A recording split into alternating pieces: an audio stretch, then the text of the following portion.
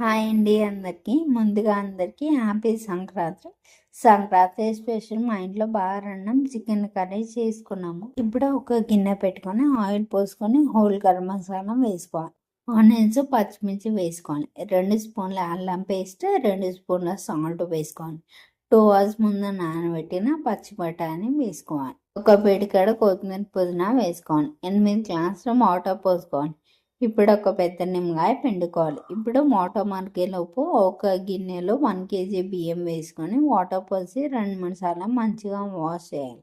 చూడండి వాటర్ మరుగుతున్నాయి కదా. ఇప్పుడు వాష్ చేసిన బియ్యంని వేసుకోవాలి. రైస్ని ఉడికించుకోవాలి. రైస్ ఉడికినాక దించే ముందు ఫుడ్ కలర్ వేసుకోవాలి. అంతే అండి, తెలంగాణ స్పెషల్ వేడి వేడి బగారా రైస్ రెడీ అయింది. ఇప్పుడు చికెన్ కర్రీ చేసుకుందాం.